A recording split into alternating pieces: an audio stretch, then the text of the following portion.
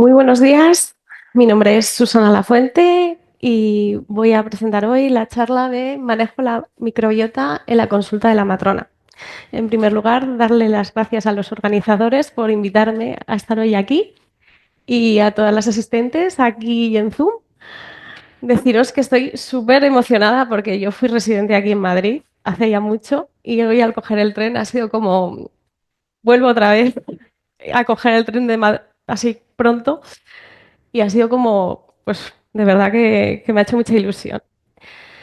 Vamos a hablar hoy del órgano invisible que actúa en todo el cuerpo, de la microbiota.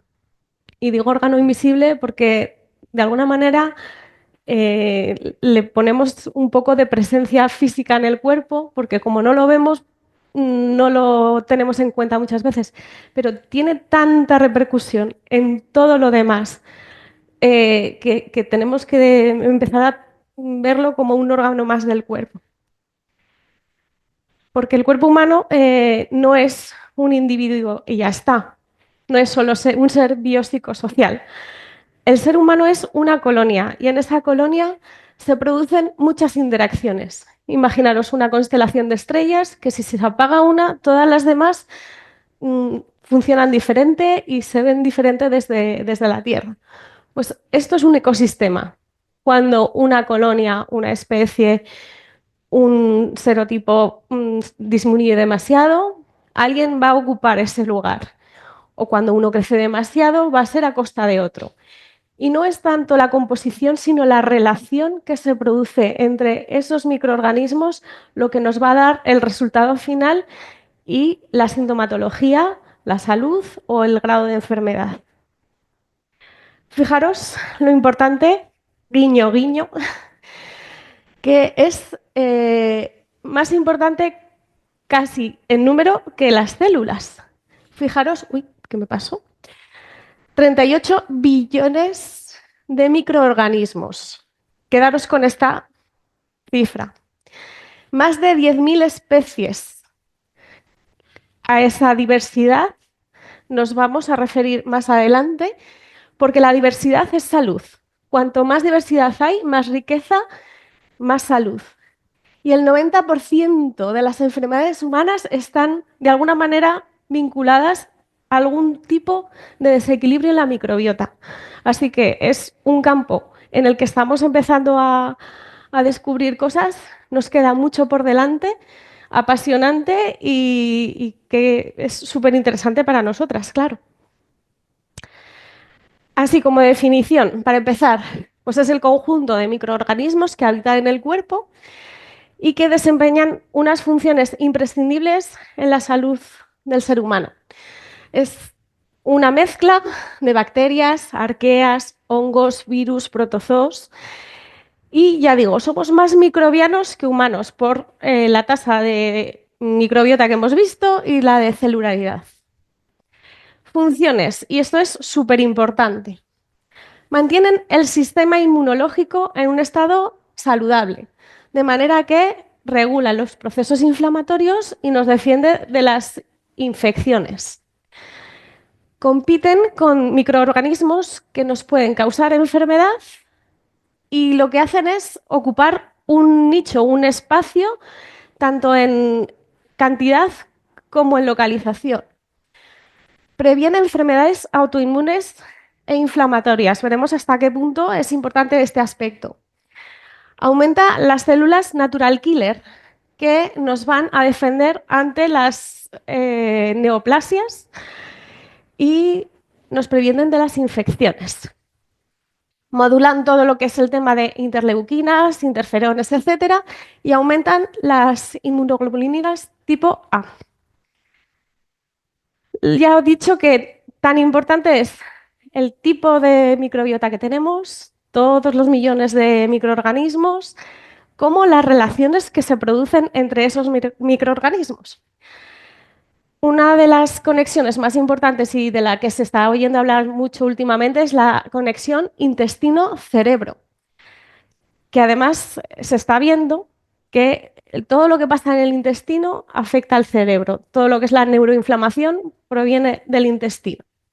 También hay una gran relación entre el intestino y la piel, el intestino y los pulmones, el intestino y el área urogenital, así como con la mama. Está muy claro también que hay una relación súper importante en lo que es la microbiota de la boca, del tracto respiratorio superior, los pulmones, está todo conectado. El padre de las neurociencias, el doctor Ramón y Cajal, que es de un pueblo de Zaragoza, lo que decía es que somos constructores de nuestro propio cerebro. Y lo que están estudiando ahora las neurociencias es precisamente la microbiota, cómo las concentraciones de unas determinadas colonias, de unos tipos pues de hongos, de virus, de protozoos, etcétera, van a influir en ese estado de neuroinflamación y en el bienestar. Se está viendo cómo se relacionan las enfermedades, la ansiedad, la depresión, todo lo que es el espectro del trastorno autista en bebés, en niños, todo eso se está conectando a través de la microbiota. Entonces, en las neurociencias se estudian el sistema nervioso central, cerebro, médula espinal, neuronas. Y en todo esto, la clave, los highlights de estudio ahora mismo es la microbiota. Toda esa relación, cómo se desarrolla el cerebro, el comportamiento, el aprendizaje, las enfermedades mentales, los trastornos de desarrollo, las redes neuronales del propio cerebro, todo lo están estudiando las neurociencias y ahora focalizándose sobre todo en las consecuencias que tiene tener una microbiota saludable o alteraciones de ella. ¿Qué aplicaciones tienen estos estudios? Pues en todas las especialidades, porque hemos visto que el ser humano está conectado en todas las especialidades y luego pues a nivel cognitivo, de comportamiento, de adicciones, en problemas de salud pública, como puede ser la obesidad, en el aprendizaje, todo lo que es eje intestino-cerebro.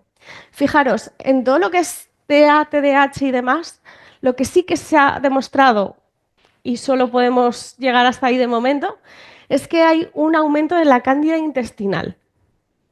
Y reduciendo la cándida intestinal con otro tipo de terapias, como tratamiento coadyuvante, mejoran estos niños. Los griegos ya nos decían que somos constructores de nuestra propia escultura. Es decir, va a importar lo que comemos, va a importar el ejercicio físico, va a importar los hábitos, que es una de nuestras tareas, la educación para la salud. Entonces, vamos a ver que hasta la microbiota influye en el estado de ánimo, como hemos visto. Ya de entrada, el azúcar y los ultraprocesados promueven la neuroinflamación. Ahora se habla mucho de la niebla mental, de tipos de bueno, pues estrés crónico, de inflamación de bajo grado. Bueno, pues la puerta de entrada es el intestino. Quedaros también con este dato. Bien, como escribo en el libro, la microbiota es como el filtro de Instagram que pone el color final a las fotos. La epigenética, que ya sabemos. Quizá en dos gemelos, por ejemplo, que tienen pues, tipos de dieta distintos o tipos de actividades diferentes, la misma genética se va a expresar de manera distinta. Este es el papel de la microbiota. Realmente es el órgano invisible que va a actuar sobre todos y que va también a producir metabolitos que condicionan el funcionamiento de esos órganos. Bien, dentro de la microbiota hay muchos subconjuntos. Tenemos la micobiota, que está compuesta por los hongos, el viroma, el arqueoma de arqueas, y en condiciones saludables están todas en su equilibrio. Cada uno tenemos un tipo de microbioma en equilibrio, pero si se desequilibra, pues aparecen los síntomas, tanto digestivos como extradigestivos. Muchas veces hablamos de candidiasis. La cándida es normalmente un elemento más de la microbiota y está en estado comensal, en equilibrio con todo, no hay problema. El problema viene cuando sobrecrece, porque decrecen otras especies o porque se ha hecho grande, ¿vale? Normalmente porque le hemos dado de comer demasiado, ¿vale? Bien, Entonces, tenemos en condiciones normales una microbiota residente, que sería la basal, es la que tenemos normalmente, y es un poco la característica más importante, que es resiliente. Por ejemplo, si nos ponen un antibiótico, seguramente sí le va a afectar, pero tiene tanta penetrancia y está ya de base que va a quedar parte de esa microbiota y esa composición, aunque se haya destruido por ese antibiótico. Y luego una microbiota transitoria, que por ejemplo son los microorganismos que migran desde la vagina, migran hasta la vagina desde el ano o la uretra. Son transitorios y pueden colonizar ahí. También puede ser una microbiota transitoria esa que se sobrecrece después de un tratamiento antibiótico si no hemos hecho un tratamiento con probióticos después. ¿Por qué? Porque al disminuir la microbiota, tanto beneficiosa como patógena, sobrecrece microbiota de manera transitoria. Bien, ¿cómo influyen los antibióticos? Al hilo de esto, destruyen microbiota beneficiosa y patógena. En principio, están indicados para el germen que está causando la infección, que está causando la enfermedad. También se liberan las toxinas de esos gérmenes porque se destruyen y esas toxinas se liberan en el intestino. Entonces, ¿qué pasa? Que crecen microorganismos oportunistas y nos pueden provocar otro tipo de sobrecrecimiento porque como ese nicho se ha quedado vacío, pues otras especies aprovechan para crecer. Por eso se da probiótico cuando se indica un antibiótico, ¿vale? Se da o 2 horas después, o si es una levadura y no inactiva el antibiótico, pues se puede dar a la vez, para que ese probiótico lo que haga es ocupar ese espacio de manera artificial, lo rellene y no crezcan microorganismos oportunistas. Bien, el intestino es el órgano más poblado de microbiota, aunque está presente en todo nuestro cuerpo, y hemos dicho que se comunica. Muy importante, la placenta es el órgano que educa la microbiota del bebé. Lo que llegue al bebé se va a transmitir luego a lo largo de la vida. Importante, la microbiota en el cerebro. Cada vez se está viendo más relación entre las enfermedades neurodegenerativas, Alzheimer, bueno, ya hemos visto ya TDAH, TDA, etcétera. Las vamos a ir nombrando según la localización, nos vamos a centrar luego en la microbiota vaginal, un poco por afinidades, por tipo de pH, por características, un poco por el ambiente, pero están todos comunicados. Por eso vamos a ver que ahora todos los probióticos los vamos a dar por vía oral. Bien, ¿cuál es la pregunta inicial que todo inmunólogo hace al inicio de una consulta? ¿Cuánto tiempo de lactancia materna ha recibido ese paciente? Es tan importante la colonización del bebé en el intestino con la microbiota materna que eso va a determinar pues, la expresividad de la genética y todo lo que va a pasar en esa microbiota, porque es el comienzo. Todo se puede arreglar y todo se puede revertir, pero es muy importante la duración de la lactancia materna.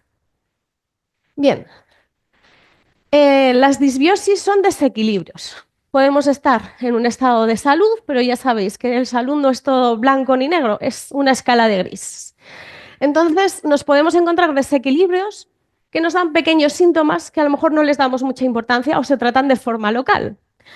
Por ejemplo, una lengua blanca, aftas en la boca, diarrea, estreñimiento, síntomas pues, digestivos que se tratan a nivel digestivo y ya está.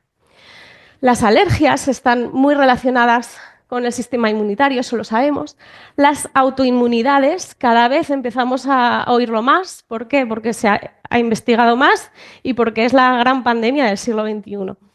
Las enfermedades respiratorias tienen mucho que ver con las defensas, el cansancio, la niebla mental, todo lo que es síntoma de neuroinflamación. Todo lo que son problemas cutáneos también están muy relacionados con la microbiota y los nuevos tratamientos de las afecciones dermatológicas de los bebés van a través de los probióticos. Todo lo que es resistencia a la insulina, SOP, diabetes, también está mediado por microbiota y, por supuesto, el cáncer. Así que ahora vamos a intentar ver no solo la lesión cutánea que se repite o que sale en periodos de estrés, etcétera, sino que vamos a intentar ver un poquito más allá y relacionarlo todo. En general, el equilibrio se llama eubiosis, igual que eutóxico, pues eubiosis. Es una microbiota en equilibrio, es funcional porque permite realizar las funciones, crear los metabolitos necesarios para los órganos, etc. Es muy diversa, sobre todo quedaros con la diversidad, y resiliente, es decir, tomamos un antibiótico, pero está tan consolidada esa microbiota que no le afecta en demasía. ¿Cuándo nos encontramos ya un problema? Una disbiosis. Bueno, pues cuando aparecen otro tipo de características. Una disbiosis no es una infección, por eso el tratamiento no pasa por los antibióticos, aunque a veces sí que son necesarios por otra circunstancia. Pero el desequilibrio se restaura buscando el equilibrio, no con antibióticos, que nos van a perjudicar más la microbiota. ¿Cuándo ocurre? Cuando la diversidad es pobre. Por ejemplo, en las ciudades, que no estamos en contacto con la naturaleza, con los animales, con el campo, tenemos menos diversidad.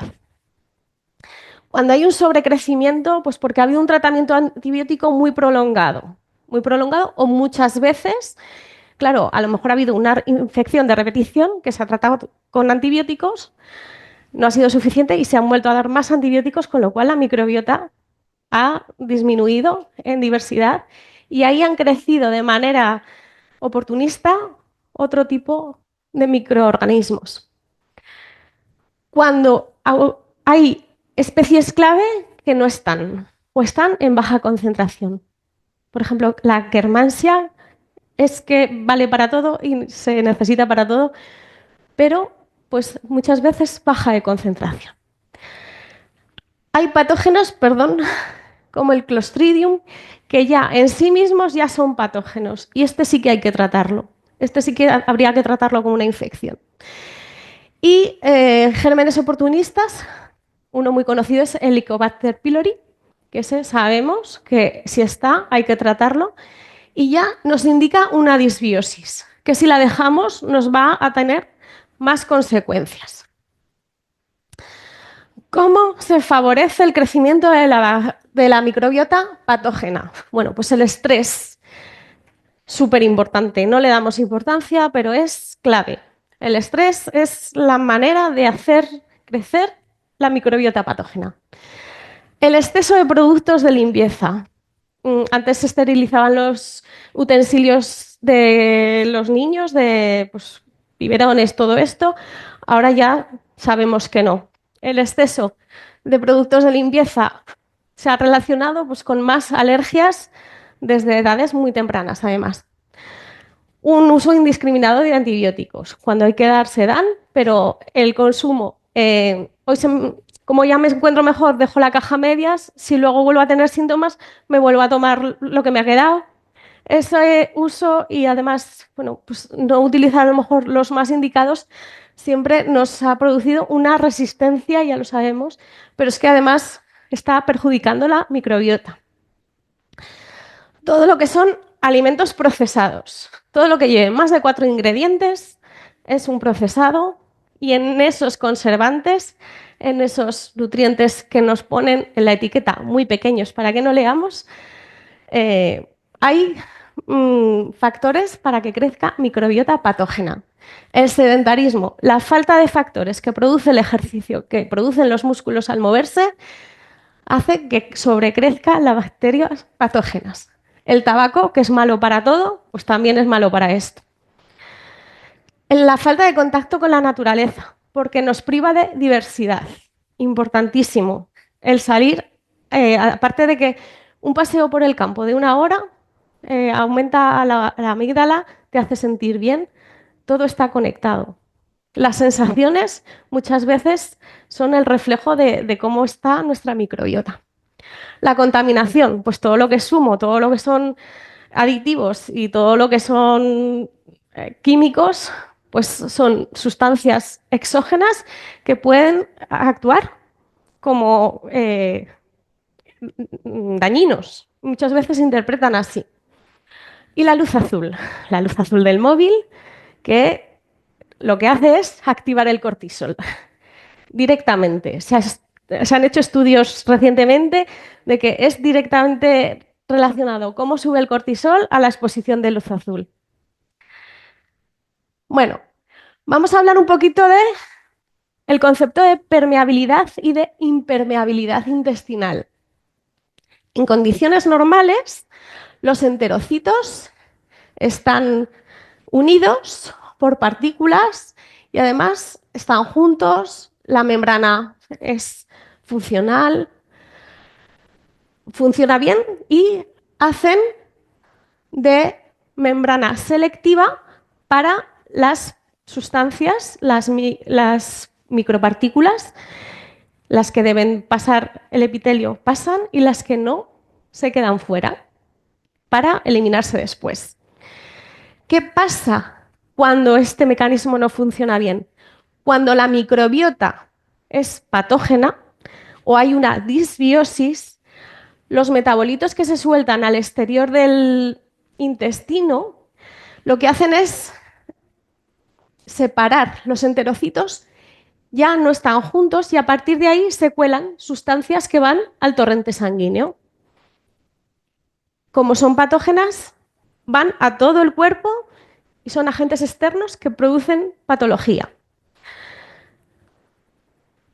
Entonces, en la primera imagen estarían los enterocitos juntos, pero si tenemos metabolitos, toxinas y agentes que están agrediendo la barrera, se produce un daño en el ADN de las células, de los enterocitos.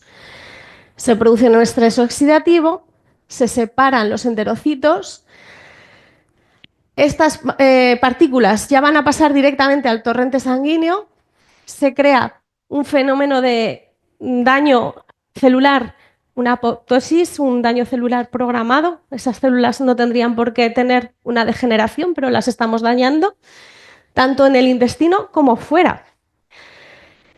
También se crea un biofilm, es como una capa protectora de las propias células patógenas que se quedan ahí como, entre comillas, plastificadas, adheridas. Y todo esto desencadena una cadena de lesiones y de desequilibrios hormonales y bioquímicos que nos van produciendo cada vez más y más lesión. El 70% del sistema inmunitario está en el intestino. Esto yo creo que ya lo habéis oído en otros foros. Y lo que hace el intestino es, cuando está en buen estado, bloquear las moléculas dañinas, como hemos dicho, pero cuando el intestino está permeable, se liberan moléculas inflamatorias, porque son ya células dañadas que también se inflaman. Entonces, ya esa barrera selectiva no es tan selectiva. La tolerancia cambia. Se produce una alteración celular del propio intestino. Por eso, cuando hay una microbiota alterada, lo primero que se puede manifestar son síntomas digestivos.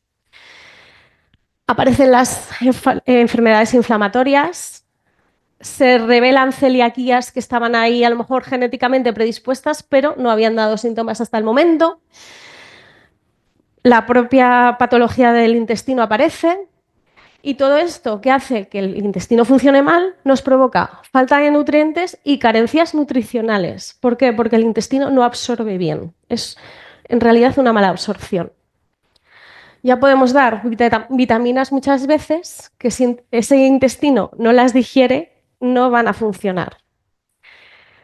Bueno, vamos a centrarnos, ahora que ya sabemos un poquito cómo funciona, lo que nos sirve a nosotras como matronas en la consulta, que es verdad y es un poco increíble que te llegan mujeres después de 8 o 10 años de disbiosis con síntomas con mucha medicación, con mucho sufrimiento también, y que cómo es posible después de tratamientos y tratamientos y tratamientos, y que al final se curan con buenos hábitos y una buena repoblación. Bueno, el conjunto de microorganismos que está en la vagina es la microbiota vaginal, es obvio, y nos afecta de manera muy importante en la vida sexual y reproductiva. Sexual porque un epitelio inflamado provoca dolor, muchas veces provoca dispareunia y con cultivos negativos nos encontramos que hay molestia y que hay molestia con molestia hasta que detectamos una patología. Pero mientras tanto hay un proceso inflamatorio que va deteriorando un poco la vida sexual y aparte pues tiene connotaciones de autoestima y de relación. Todo esto es muy importante, cómo está el ecosistema vaginal y uterino que tiene su propia microbiota nos va a afectar en la fertilidad. Cada vez, lo habréis visto más veces, se hacen test de cómo está el microbioma uterino, hay test patentados y en las clínicas de fertilidad es una de las cosas que están implementando con más frecuencia. Los gérmenes de la microbiota vaginal se nutren del moco cervical por la glucosa, los aminoácidos que tienen y se mantiene un pH ácido para su buena conservación, su buen mantenimiento. Es una manera, es una barrera natural para las infecciones. En la vagina nos vamos a encontrar, sobre todo, lactobacillus, ¿vale? Súper importante, lactobacillus.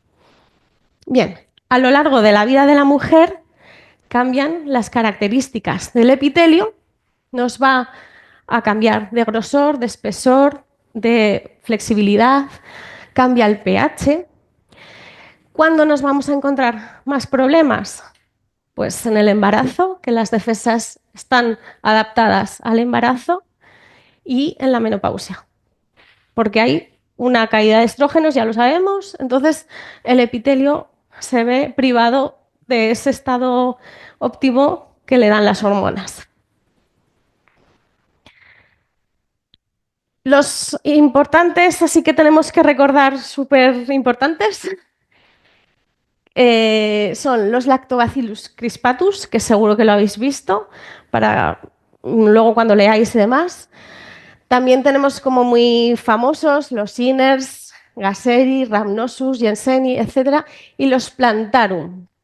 Los Fermentum también los vais a ver mucho en la literatura, pero quedaros con los Plantarum, que además esos limpian mucho de microbiota patógena, y los Crispatus.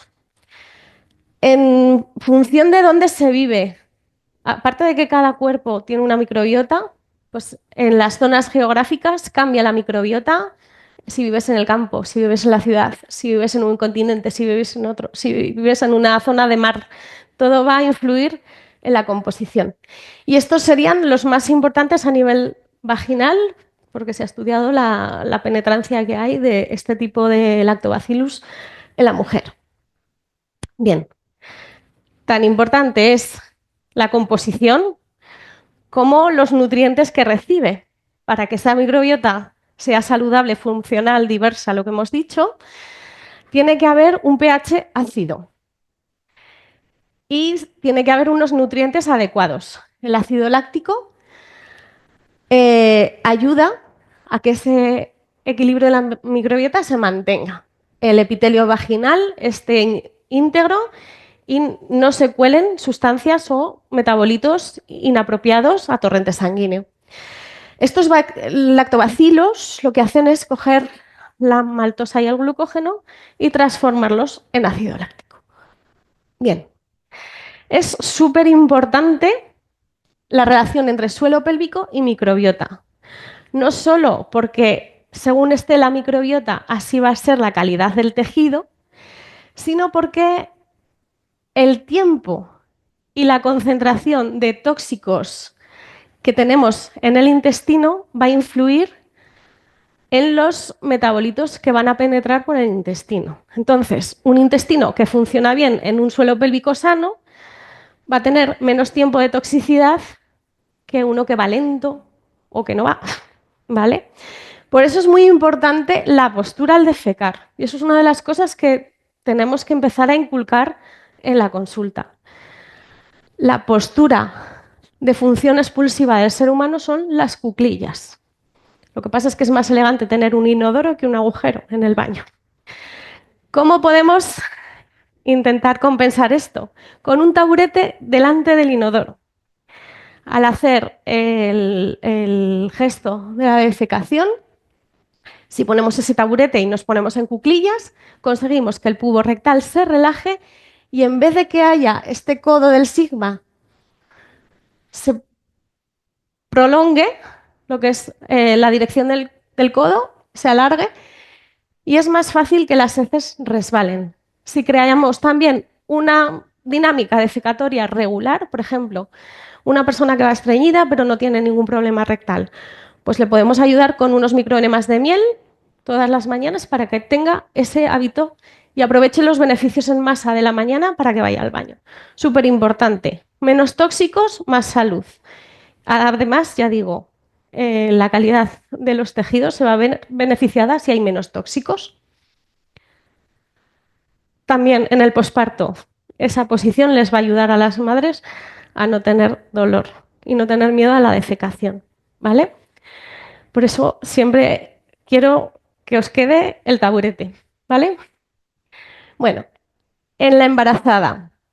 En la embarazada cambia todo el sistema inmunológico. Ya sabéis que las embarazadas no tienen ni recuento ni fórmula. Es todo diferente. Aumenta de manera fisiológica la proporción de bifidobacterias. Los reyes van a ser los lactobacillus, de manera fisiológica. Serán las más abundantes, las bifidobacterias, de todas las bacterias, las que haya en el recién nacido. La microbiota que va a pasar en el embarazo, que va a pasar a ese recién nacido, es propia y la composición va a conocer el intestino infantil, ya sabemos, en el embarazo, súper importante, intraparto y por supuesto con el contacto y la lactancia materna. ¿Qué pasa en las ciudades? Que no hay contacto con la naturaleza. Esos lactobacillus que tendrían que estar ahí a tope, que además van a sellar un poquito las fisuras que de manera fisiológica se producen en el embarazo entre los enterocitos, que es un fenómeno que se produce, y ayudan a que se cierren, pues no, las concentraciones de lactobacillus no son tan importantes como cuando estamos en la naturaleza. Por eso los suplementos de embarazo cada vez llevan más probióticos y te lo dicen en la caja y te lo dicen como este lleva probióticos, lleva lactobacillus para la embarazada. ¿Por qué? Porque nos falta diversidad. Dicen las neurociencias y los estudios actuales que lo que come la madre modula, no determina, pero sí modula la microbiota del recién nacido y del niño hasta los 5 primeros años. Fijaros que es muchísimo. Claro, y cómo esté la microbiota del niño va a hacer que también tenga un metabolismo diferente durante esa primera infancia. Por eso es tan importante. ¿Qué nos importa que ese recién nacido tenga ya unas buenas defensas intestinales, una buena impermeabilidad intestinal, que no sea un niño estreñido, que no tenga tóxicos circulando más tiempo del que debería? Y también nos interesa prevenir las mastitis. Cada vez vemos más subagudas, subclínicas. Quizá la lactancia va bien, pero de repente nos encontramos con síntomas inespecíficos que nos están diciendo que hay una pequeña obstrucción por una proliferación de bacterias. Lo que sí que se ha visto es que de las cepas que conocemos, los que más previenen las mastitis de repetición son los Lactobacillus salivarius PS2, ¿vale? Que también se producen en la madre, pero que empiezan ya a educar la microbiota del bebé. Son lactobacillus y al inicio de la vida van a estar en un 95%. Esos lactobacillus de juventud van decreciendo a lo largo de la vida hasta que en el adulto mayor se quedan en un 5%. ¿Cómo mejora también la salud cuando la microbiota del recién nacido es saludable? Se mejora la tolerancia a la lactosa, la resistencia a la insulina es la óptima, en la madre previenen la depresión posparto y también la anemia gestacional. Todo esto se ha visto que está modulado por lactobacillus específicos. Ya digo, en los cólicos, que es una entidad multifactorial, además de los probióticos de los lactobacillus, hay otros factores como la educación en la familia, pues un poco la ansiedad, el estrés, a nivel mecánico, pues cómo funciona ese intestino que es inmaduro. Nos vamos a beneficiar de un sistema inmunitario sano con menos alergias y muy claro el tema de la piel atópica. Bien, cada vez está más demostrado que las vulvovaginitis, las disbiosis, todo lo que sea infección, ¿qué nos va a producir? Pues un riesgo mayor de corionitis, parto prematuro, ruptura prematura de membranas, etc. Y luego también, pues la causa que está en la madre también va a estar en el bebé.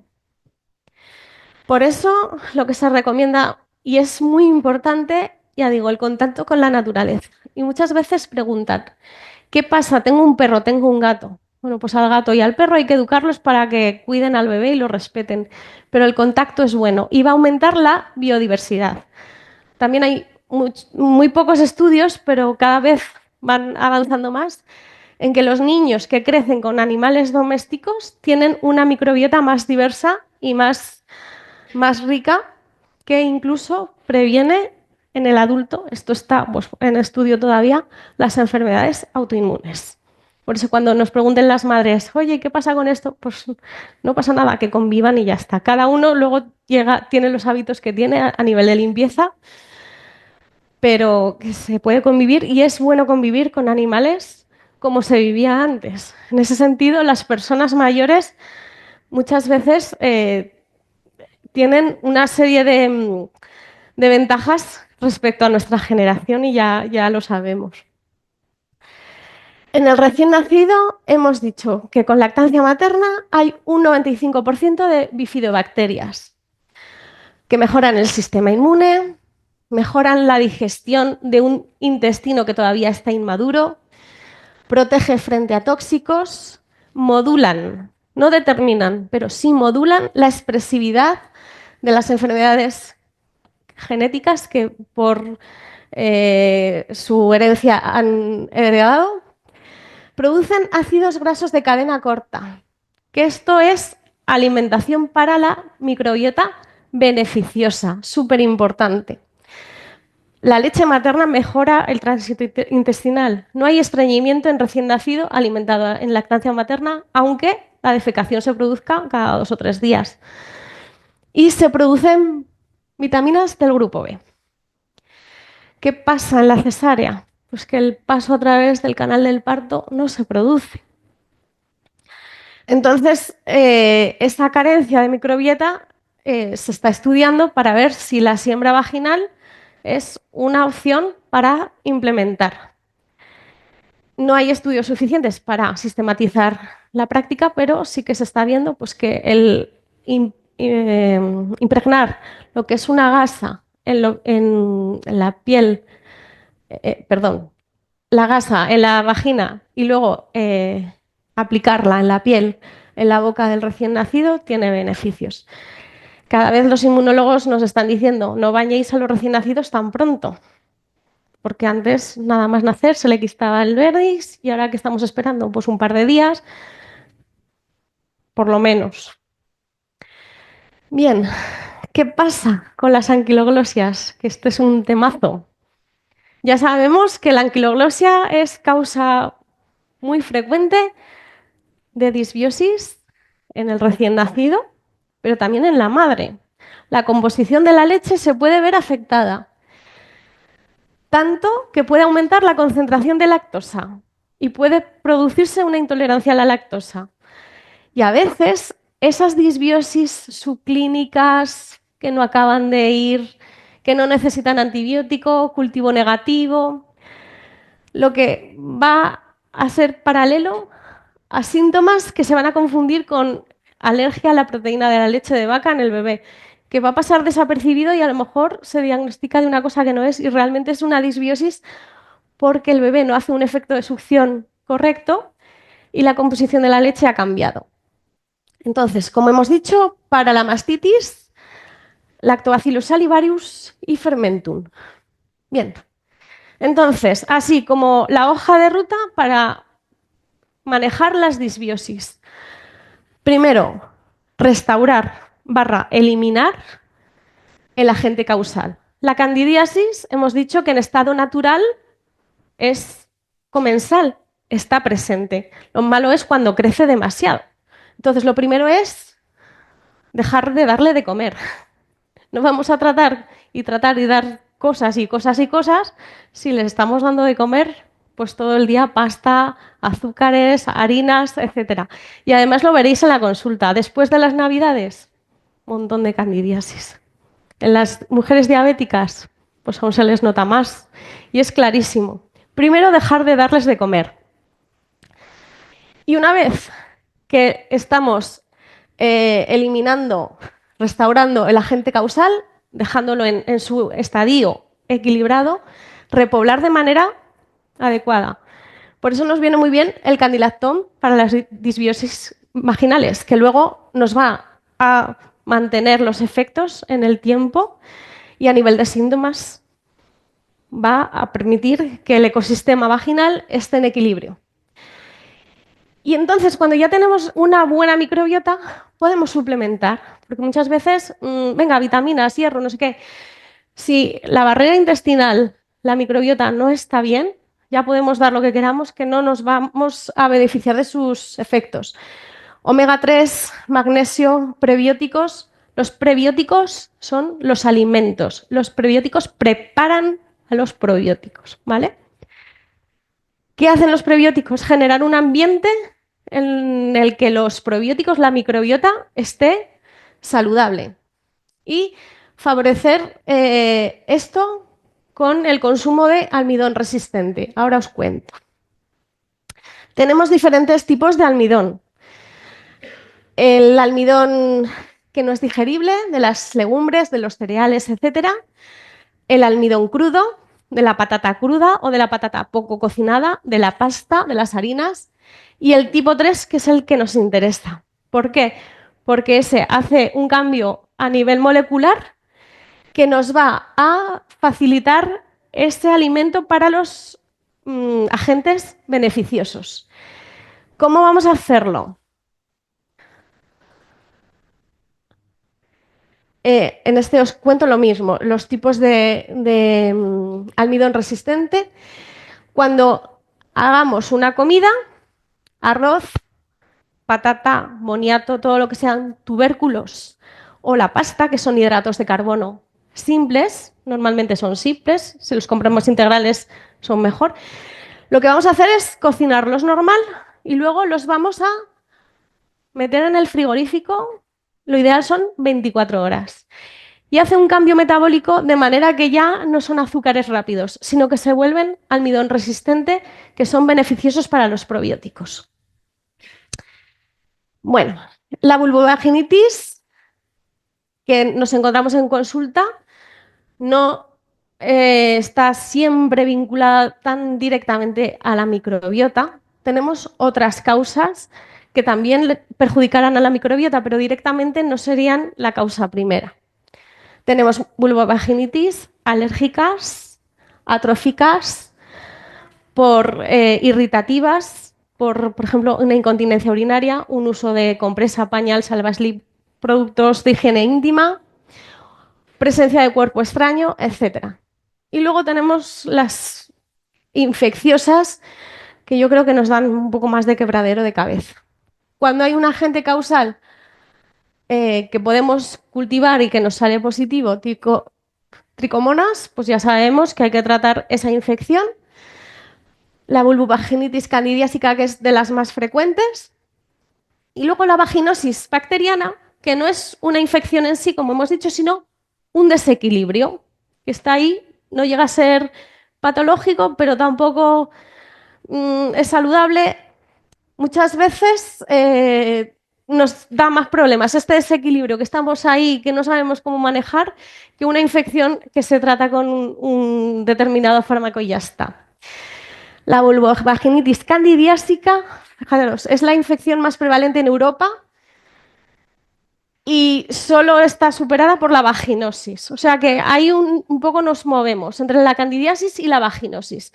Realmente la candidiasis es una vaginosis por cándida. Es que la cándida ha crecido demasiado. O sea, que aunque tenga diferentes nombres, realmente la causa es muy parecida. En estadística, pues las mujeres, al menos una vez en la vida, han tenido un episodio entre los 20 y los 40 de candidiasis activa. Y muchas veces en la consulta es de lo que más nos encontramos. A pesar de que la candidiasis pues, tiene un agente causal y nos va a salir un cultivo positivo, los lactobacillus se mantienen. Por eso a veces es tan difícil de tratar. Las cepas que están involucradas son diferentes, cambian la relación entre las especies, pero ¿qué pasa? Que no se produce el peróxido de oxígeno que nos da ese ambiente ácido que necesitamos. Los síntomas de la vulvovaginitis, sobre todo por cándidas, ya nos lo sabemos todos. Picor, quemazón, ardor, dolor con las relaciones, enrojecimiento, el flujo típico, la leucorrea, que parece requesón, etc. Esto, pues bueno, si te pasa una vez, pues bueno, ni bien ni mal. Lo malo es cuando te pasa con mucha frecuencia, cuando parece que ya estás bien, te vuelve a pasar, ese miedo a que vuelva a repetir. Y ya sabéis que en las candidiasis de repetición se mejora después de la regla, pero antes de la regla otra vez se tienen síntomas. Y luego no sale nada en el cultivo, porque a lo mejor justo pillas el momento en que no sale claro el germen. Entonces eso es un run run también para la mujer que está ahí y que no sabe qué hacer, pero no se encuentra bien. Cuando hay una candidiasis, sobre todo de repetición, hay que ver que no hay otra candidiasis en algún sitio, porque a veces nos encontramos una candidiasis, pero justo otro episodio, pues aftas en la boca. Pues esa candidiasis no solo es vulvocandidiasis en la vagina, es que hay una candidiasis que ha sobrecrecido en todo el cuerpo y hay que tratarla de manera global. Entonces, aparte de los fármacos, los antifúngicos, en el formato que sea, tenemos que restaurar el equilibrio, los probióticos, ¿vale? Se considera candidiasis recurrente cuando hay por lo menos 4 episodios en un año o 2 episodios en 6 meses. La vaginosis es un desequilibrio, no es una desinfección, por eso hay que restaurar el equilibrio, ¿de acuerdo? Y aquí sí que bajan los lactobacillus, que es los que están produciendo el peróxido de hidrógeno. Aumentan las bacterias positivas, aumenta más el pH vaginal, como ya no está tan ácido, las bacterias patógenas se vuelven fuertes. Muchas pasan inadvertidas, a veces, pues bueno, un poco de dolor con las relaciones, un poco de molestia al orinar, un poco de leucorrea inespecífica. Parecen asintomáticas, pero poco a poco se van haciendo fuertes. Esto es como la bola de nieve. Las defensas no están bien, los virus, el VIH, si hay contacto, el VPH, se hacen fuertes, ¿vale? Igual que con el tabaco. Pues cuando bajan las defensas, los patógenos se vuelven fuertes. Tratamiento, antibióticos, antisépticos y probióticos, porque el objetivo, ya digo, es restaurar la microbiota para que tengamos más lactobacillus, que es lo que nos hace falta, y recuperemos esos metabolitos que producen. Bien, esta es una tabla que me hice yo y que luego me vino muy bien en la pandemia porque no tenía yo contacto con los médicos de familia. y os cuento mi truco, ¿vale? Si es una cándida sin más, bueno, pues tenemos la clínica eh, que ya sabemos, picor, la leucorrea de requesón, ya sabemos. Tratamiento médico y medidas higiénico-dietéticas siempre. Cuando tenemos una cándida que persiste en el tiempo y que tenemos dudas, tenemos que hacer un cultivo para diferenciarla de una vaginosis citolítica, que ya no es una cándida en sí, es una disbiosis. La causa es un desequilibrio o incluso un sobrecrecimiento bacteriano. Esto es lo que nos da síntomas muy parecidos a la candidiasis. Empeoran antes de la regla, mejoran con la regla y los síntomas son muy parecidos. Eh, ¿Qué nos podemos encontrar? Cándidas de repetición. Bueno, pues nos vamos a encontrar los mismos gérmenes y, ojo, que estas cándidas son más insistentes. Estos ya tienen un tratamiento farmacológico más específico y también el ácido bórico vaginal. Por supuesto, en todas vamos a recomendar las medidas higiénico-dietéticas. En la vaginosis bacteriana, que normalmente está provocada por una Gardnerella, ya sabemos que el olor típico a pescado es lo que nos da la pista y el cultivo nos va a salir la Gardnerella. Tenemos la tricomoniasis, que, bueno, pues los síntomas pueden ser un poco parecidos, también tienen tratamiento específico, y luego las vaginitis no infecciosas de atrofia, irritación y alergia. Si a alguien le ha gustado y tiene dudas y más adelante quiere pues, pedirme alguna, yo que sé, algún feedback de esto, me podéis contactar aquí y hablamos de la tabla que, bueno, a la gente en general le ha gustado bastante y con eso nos hemos ido apañando bastante en primaria, pues en Zaragoza. ¿Lo tenéis? Uy, espera.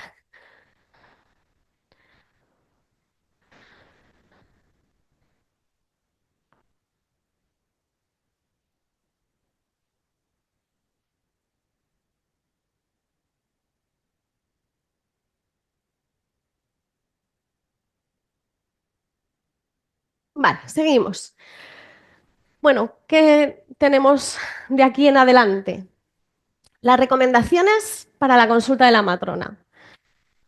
La exposición a la naturaleza, paseos, vacaciones, todo eso sienta bien siempre. Dejar de fumar, dormir bien y suficiente, tener relaciones sociales satisfactorias y sanas, gestionar el estrés con yoga, con ejercicio, con terapia si es necesario, reducir los aparatos electrónicos, la exposición a la luz azul, especialmente antes de dormir. Tener una dieta variada, saludable, ecológica, de proximidad, eso también nos va a venir bien, tanto a nivel de intestino, de microbiota, etcétera. Por contra, hay que reducir los azúcares refinados, los ultraprocesados, etcétera.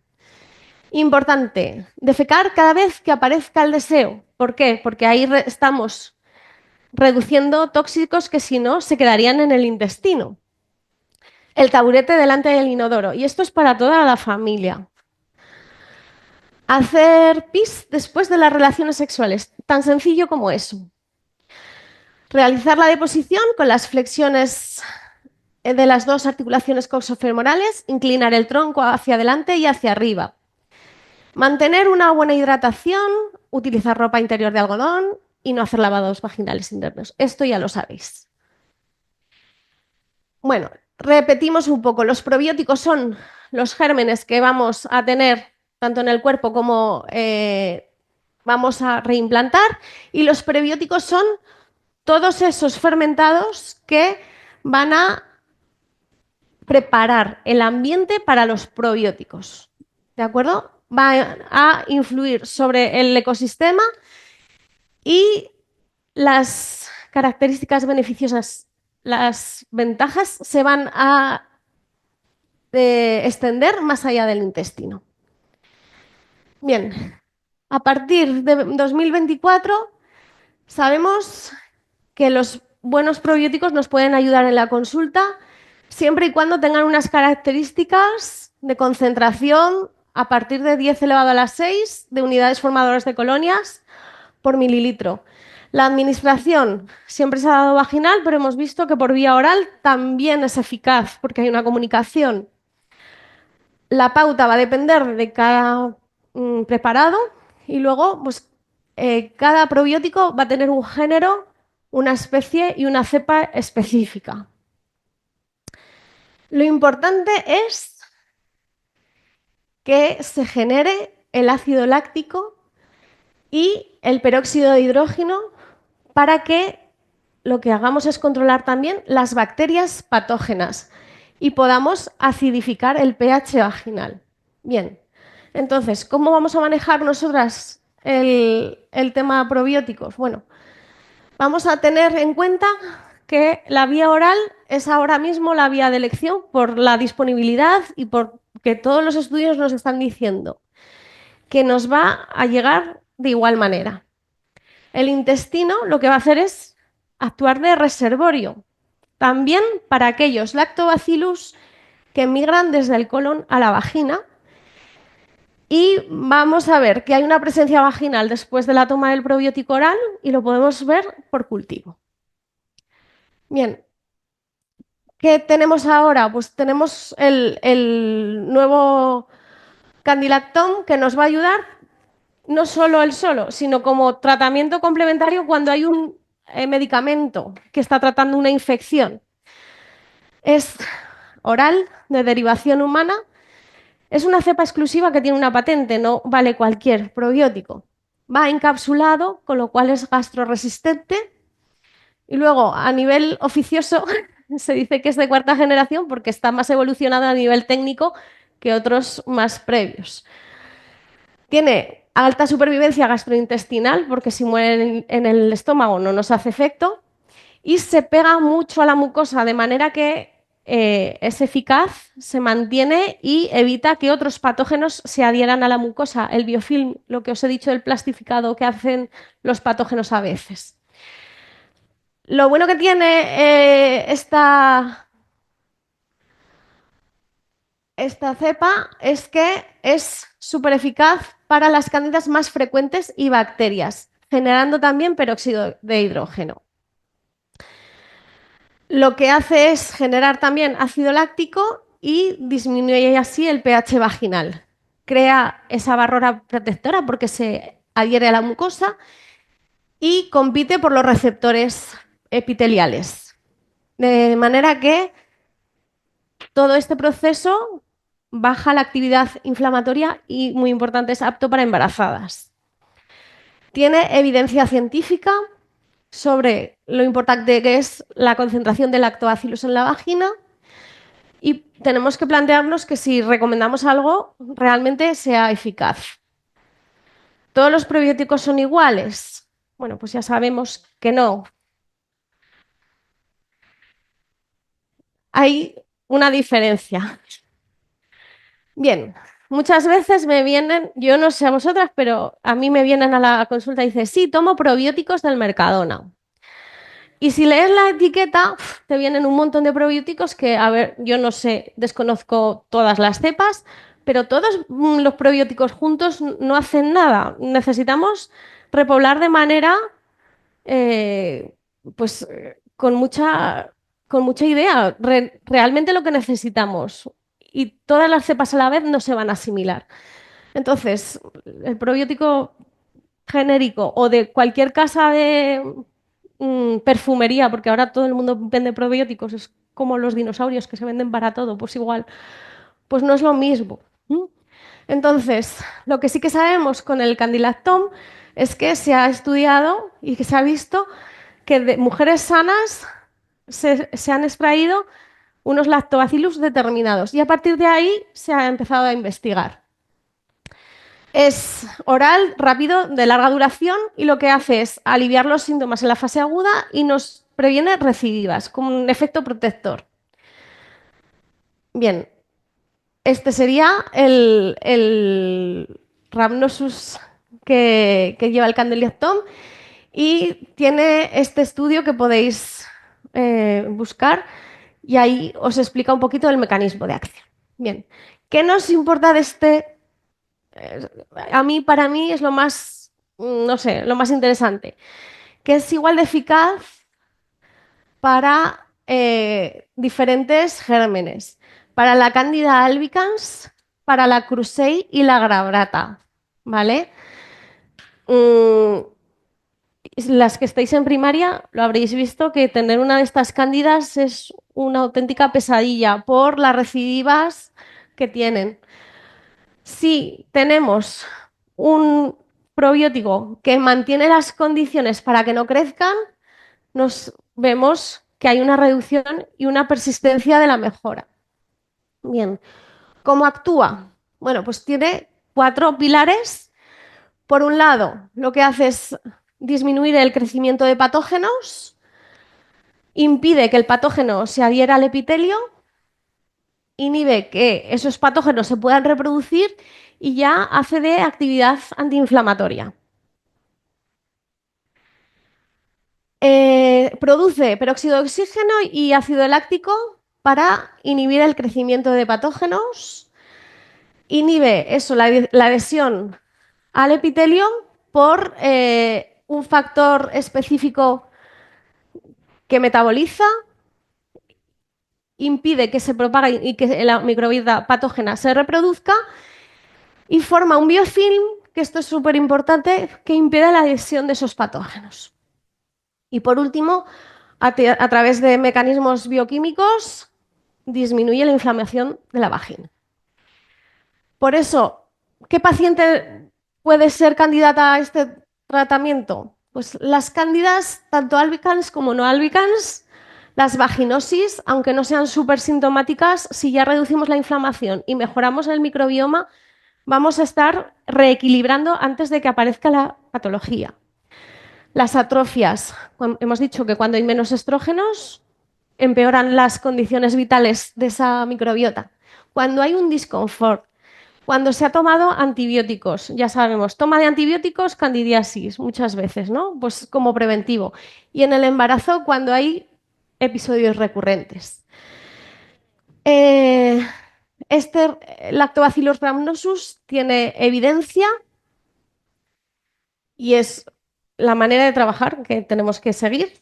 La evidencia, en este caso, lo que se hizo es verificar que realmente a nivel oral era igual de eficaz que a nivel vaginal.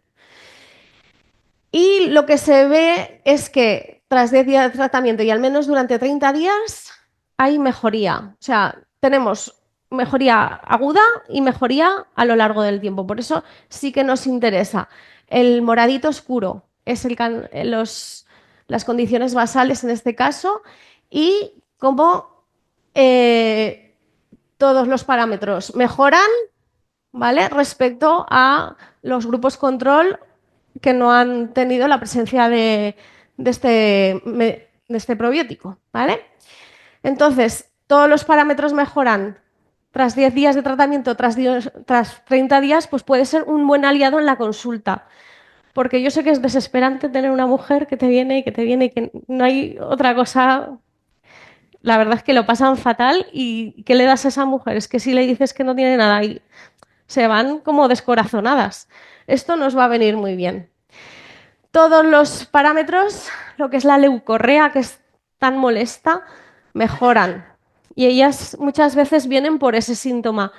A ellas no les preocupa que tengan la vagina inflamada, les preocupa que están todo el día cambiándose de ropa interior. Y como se tiene que cambiar tanto de ropa interior, pues se ponen un salva slip, con lo cual empeoramos el cuadro. Entonces, mejora la leucorrea, la sensación de quemazón, la sensación de prurito, el disconfort. Mejoran todos los síntomas y ya digo, lo importante para mí, que es que son las que peor me caen, el tema de las cándidas, la grabrata y la crusei. También mejora lo que es la microbiota en general por las condiciones que crea en otros procesos inflamatorios por otros gérmenes. Entonces, de cara, de manera oportunista, o cuando tenemos unas disbiosis, un desequilibrio continuado en el tiempo. En general, lo que tenemos es menos recaídas y un mayor confort a lo largo del tiempo. Entonces, tratamiento médico, medidas higiénico-dietéticas, y esto es un buen aliado que tenemos para la consulta. Vamos a hacer ahora un juego, ¿vale? Que tiene premio. Y para eso vamos a sacar el móvil por rápida, ¿sí? Bueno, pues empezamos. ¿Preparadas? ¿Listas?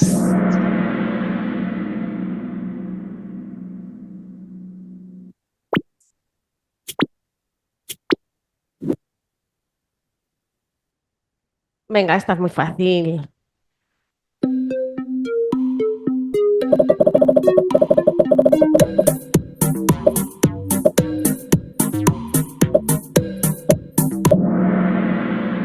La habéis acertado todos, muy bien. Venga, seguimos. Adelante, la más rápida ha sido Chris F. Bueno, queda mucho por delante. Venga, ¿cuántos billones? Esto os he dado la pista yo, ¿eh?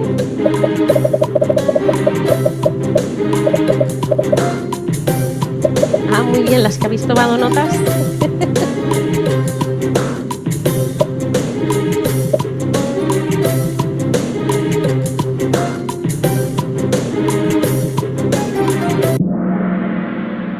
Bueno, pues ya ha habido gente que ha contestado distinto. La correcta era 38 billones. Vamos a ver cómo va la estadística. Bueno, Chris F, te mantienes, pero te han ganado. Irene, seguimos.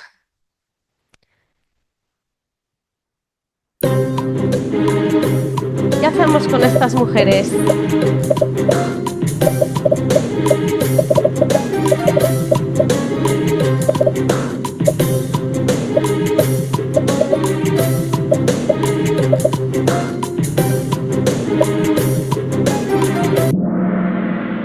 Muy bien. Ha habido casi unanimidad. Bueno, Alejandra, la primera. Irene, has bajado. Chris ha bajado también. Venga, seguimos. ¿Qué es lo primero ante una relación sexual de riesgo?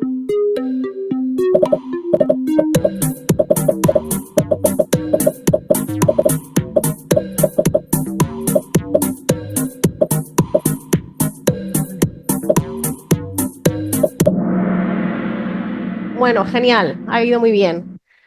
Lo primero, pues hacer un tratamiento global de eso.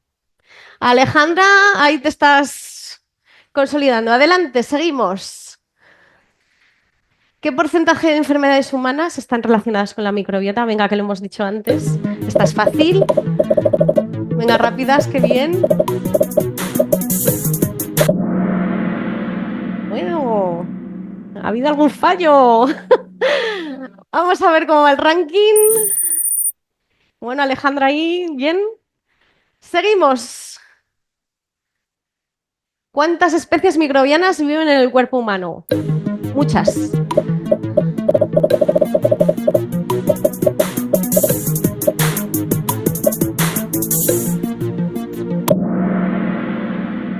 Más de 10.000. Nosotros ayer lo hicimos, pero claro, como han cambiado el orden de las respuestas, ahora no me lo sé. Venga, seguimos. Hoy Alejandra, la más rápida. ¿Qué porcentaje de serotonina está en el intestino?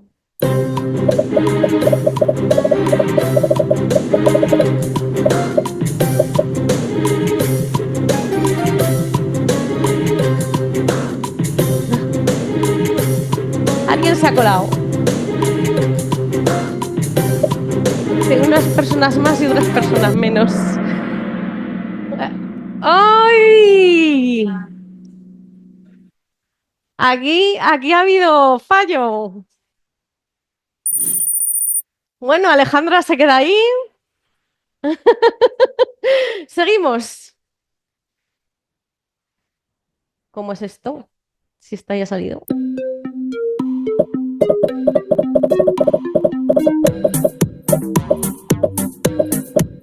Venga, esta es muy fácil.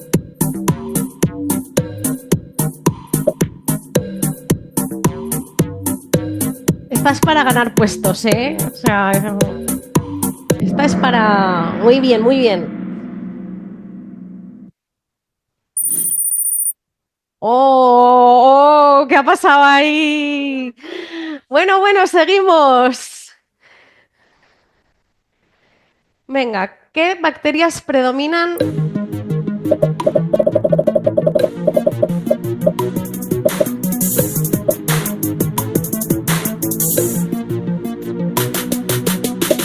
Faltan muy poquitas.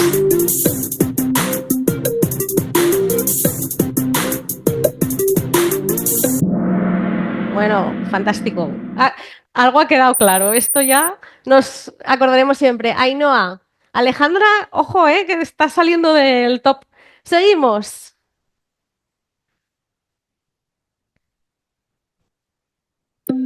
Venga,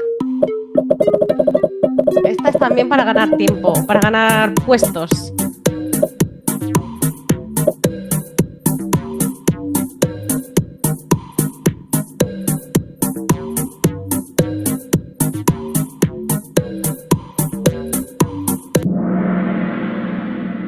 Venga, pleno, correcto. ¿Quién ha sido más rápida? Bueno, Ainhoa está ganando ahí. Seguimos. ¿Qué es la vaginosis? Ya no es lo mismo.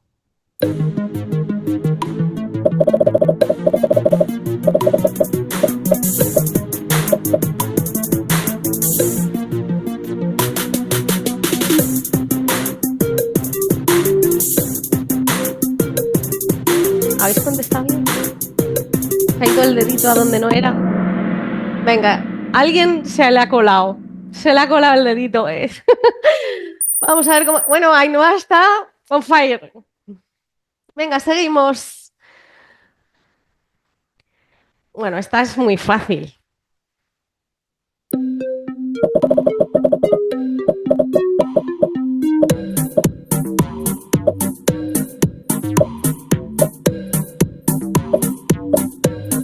Muy fácil, pero hay más despacio.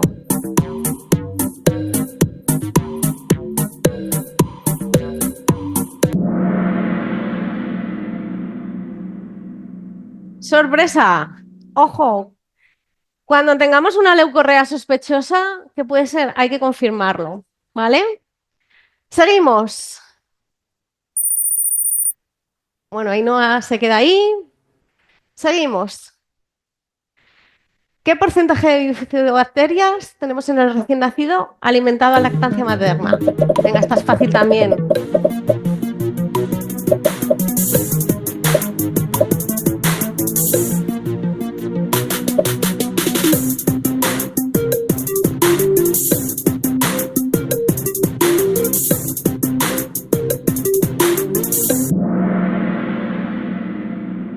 Está claro, ¿no? Lo que pasa es que a veces se va el dedito. Bueno, Andrea, tenemos nueva top. Seguimos. Venga, esta la he repetido 2 veces.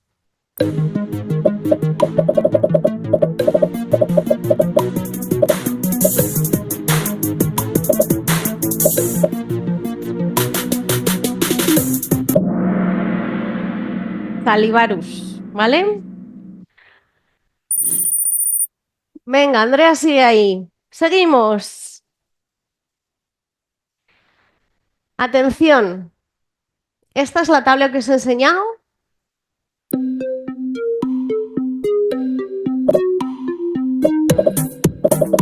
Estas más difíciles. Hombre, no van a ser todas fáciles.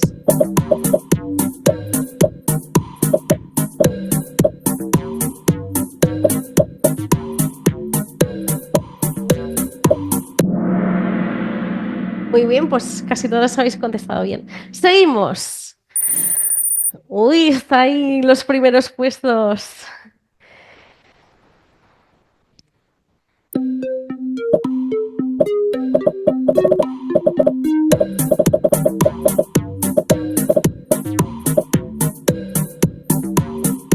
Está a contestármela bien, porfa, que si no.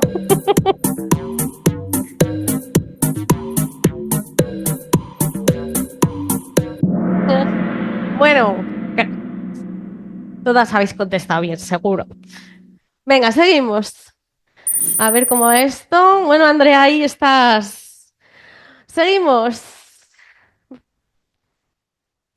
Venga, esta es súper importante para la educación, para la salud.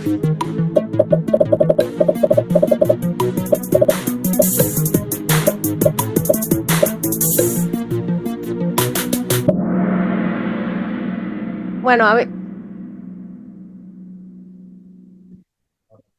Esto, a ver, la rapidez es... Hay que leer las preguntas, si no, nos vamos. Bueno, Andrea sigue ahí. Venga, vamos adelante. Atención, esta es importante y no la he dicho, y ahora os puedo contar por qué.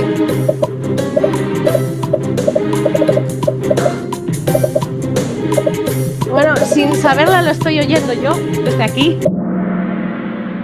Muy bien, la kombucha. ¿Por qué? Por dos motivos. Tiene alcohol y además no está pasteurizada. ¿Vale? Entonces, importante, ¿puedo tomar kombucha? Pues la respuesta es no. Seguimos, a ver cómo va. Bueno, adelante. ¿Qué probióticos no debemos? Prebióticos, perdón, está mal hecha la pregunta. Me he colado.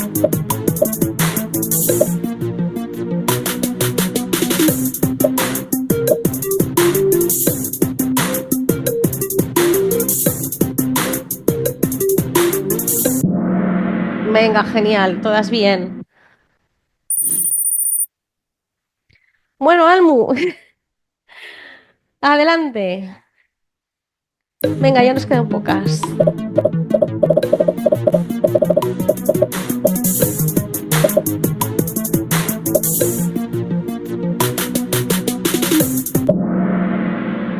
Bueno, bastante bien. Seguimos.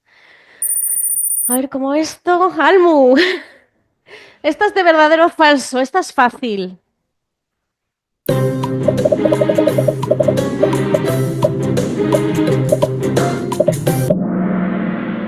Sí, hemos dicho que determinados gérmenes ya se consideraban patógenos, había que tratarlos o eran una disbiosis en sí misma, ¿vale? Venga, seguimos. Adelante. Ojo.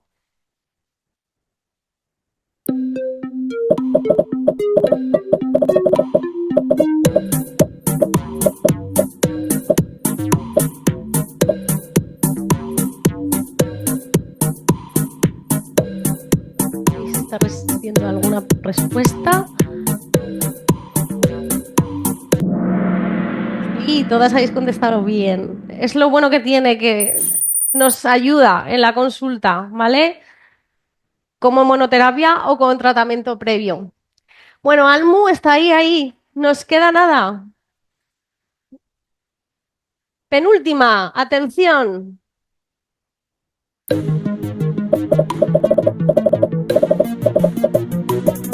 Tendríamos que haber puesto alguna de todas que son correctas que no fueran correctas.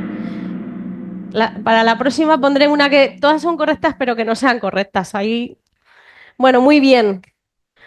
Vamos a la última.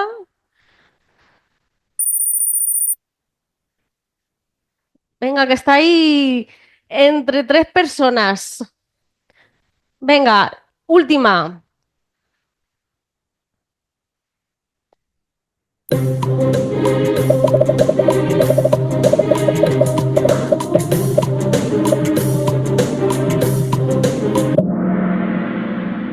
Muy bien. And the winner is... Vamos a ver el podio, cómo ha quedado esto. En tercer puesto, Ainhoa. Muy bien, has estado ahí mucho rato, pero... Irene la segunda. Saludar o algo. Y en primer lugar, Almu. Almu, pues ven a buscar tu premio.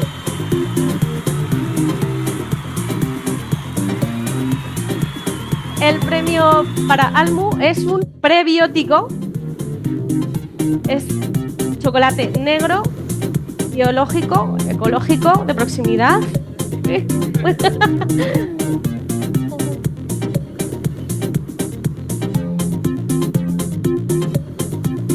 bien. Bueno, ahí estáis todos. Enhorabuena. No sé si había alguna pregunta. Sí.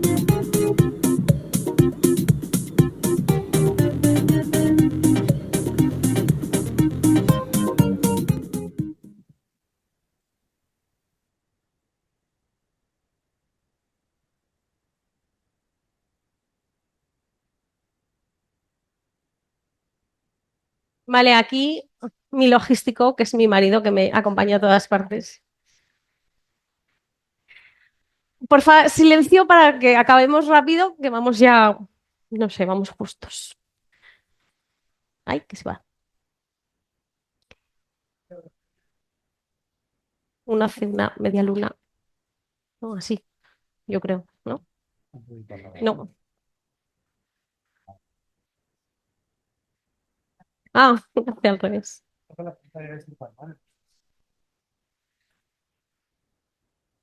Bueno, desde redes nos hacen dos preguntas, ¿vale? On. Más cerca. Nos hacen dos preguntas desde redes, ¿vale? La primera, Fernández, me supone. Pensaba que que las cándidas tendrían afinidad por el medio ácido. Afinidad. No, crecen cuando ese medio ácido se ha deteriorado. Las cándidas es básico. Por eso hay que acidificar el medio cuando hay cándida. ¿Vale? ¿Sí? La otra pregunta, que también la formula Cris Fernández, y la otra es si usáis óvulos de ácido láctico. De ácido láctico, no. En algún caso con muchas recidivas que ha sido como muy resistente al tratamiento oral, tratamiento médico mensual, ácido bórico. Del día 6 al día 14 de ciclo, unos 15 días o así, aproximadamente, que no le pille con la regla, puede ser un buen tratamiento a nivel local. Nos va a aliviar lo que es la vulvovaginitis, pero ya sabéis que cuando hay un síntoma en vagina hay que mirar de manera global. ¿Ya no hay más? Bueno, pues así.